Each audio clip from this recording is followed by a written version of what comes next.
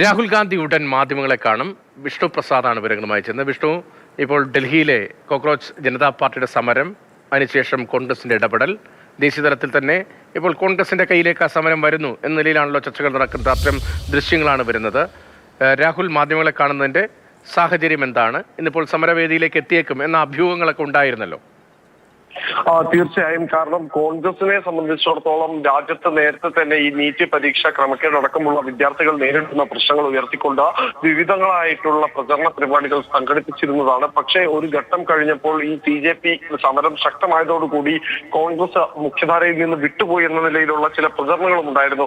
എന്തായാലും ഇന്നലെ മിനിയാന്ന് നടന്ന വിദ്യാർത്ഥികൾക്ക് നേരെ ഉണ്ടായ പോലീസ് നടപടിക്ക് പിന്നാലെയാണ് രാജ്യതലസ്ഥാനത്താകെ വലിയ പ്രചരണ പരിപാടികൾക്കും വലിയ പ്രതിഷേധങ്ങൾക്കും പ്രതിപക്ഷ പാർട്ടികൾ മുന്നിട്ടിറങ്ങിയത്. ഇതിന്റെ മുൻനിരയിൽ ഉണ്ടായിരുന്നത് കോൺഗ്രസ് ആണ് എന്ന് തന്നെ പറയേണ്ടിയിരിക്കുന്നു. കാരണം പ്രധാനമന്ത്രിയുടെ വസതിക്ക് മുൻപിൽ വരെ എത്തിയ കോൺഗ്രസ് പ്രതിഷേധം തുടർന്ന് MP-മാർ ഉൾപ്പെടെ പ്രതിപക്ഷ നേതാവ് ഉൾപ്പെടെയുള്ള MP-മാരെ പോലീസ് കൈകാര്യം ചെയ്ത രീതി, ഇവയെല്ലാം തന്നെ പാർലമെന്റിന്റെ വർഷകാല സമ്മേളനം വളരെയധികം പ്രക്ഷുബ്ധമാക്കി. എന്തായാലും നിലവിലെ സാഹചര്യത്തിൽ ഇപ്പോൾ കൂടുതൽ സഭാ നടപടികൾ ഉൾപ്പെടെ നിർത്തിവെച്ച് ഇതിൽ ചർച്ച വേണമെന്ന ആവശ്യം ശക്തിപ്പെടുത്തുകയാണ് പ്രതിപക്ഷ പാർട്ടികളെല്ലാം തന്നെ. എന്നാൽ ചർച്ചയ്ക്ക് കേന്ദ്ര സർക്കാർ തയ്യാറാണ് എന്നായിരുന്നു കേന്ദ്ര സർക്കാരിന്റെ വാദം. പക്ഷേ ഇതിന്റെ സമയം, അത് ഏത് ഭാഗത്ത് സഭാ നടപടികളുടെ ഏത് ഘട്ടത്തിൽ അനുവദിക്കണം എന്നത് ഉൾപ്പെടെയുള്ള കാര്യങ്ങളിൽ കേന്ദ്ര സർക്കാർ തീരുമാനമെടുക്കുമെന്നും നിലപാട് അറിയിച്ചിരുന്നു. എന്തായാലും ഇപ്പോൾ വലിയ പ്രതിഷേധങ്ങൾക്കും വലിയ പ്രക്ഷോഭങ്ങൾക്കും പിന്നാലെ പാർലമെന്റിന്റെ അകത്ത് സഭാ നടപടികൾ പൂർണ്ണമായി തടസ്സപ്പെടുന്ന സാഹചര്യമാണുള്ളത്. ഇന്ന് ഉൾപ്പെടെ പ്രതിപക്ഷ MP-മാർക്ക് സംസാരിക്കാനോ ഈ വിഷയത്തിൽ തങ്ങളുടെ നിലപാട് അറിയിക്കാനോ പാർലമെന്റിനകത്ത് സാധിച്ചില്ല.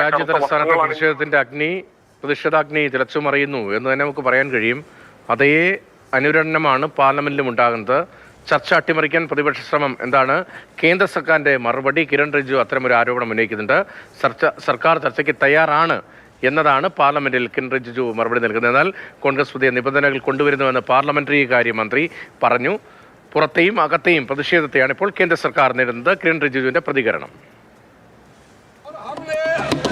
पहले दिन से कहा है, जब चर्चा होती है तो किसी नियम के तहत होना पड़ता है और इसका व्यवस्था बनाना पड़ता है।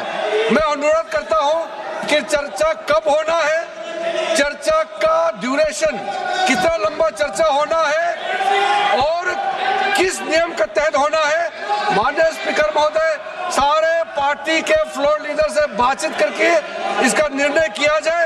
सरकार पूरी तरह से नीट पेपर लीक पे चर्चा करने का तैयार है और इस देश के युवाओं का भविष्य के लिए हम सब मिलकर के एक सार्थक चर्चा हो, ये सरकार चाहती है. കേന്ദ്ര സർക്കാരുമായി ബന്ധപ്പെട്ട പ്രതികരണമാണ്. ചർച്ചയ്ക്ക് തയ്യാറാണ് എന്നാണ് പാർലമെന്ററി കാര്യമന്ത്രി കിരൺ റിജിജു പറയുന്നത്. പക്ഷേ ഇത്രയും മാസങ്ങളായി ചോദ്യപേപ്പർ ചോർച്ചയുമായി ബന്ധപ്പെട്ട വിഷയം സജീവമായി ചർച്ച ചെയ്യപ്പെടുന്നുണ്ടായിരുന്നു. CJPയുടെ സമരം തുടങ്ങിയിരുന്നു.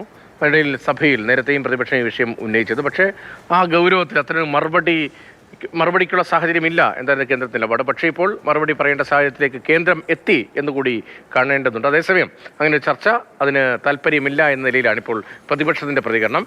ധർമ്മേന്ദ്ര പ്രധാൻ കേന്ദ്ര വിദ്യാഭ്യാസ മന്ത്രി രാജിവെച്ചാൽ മാത്രം ചർച്ചയാകാം എന്ന നിലപാടിലേക്ക് കോൺഗ്രസ് എത്തുകയാണ്.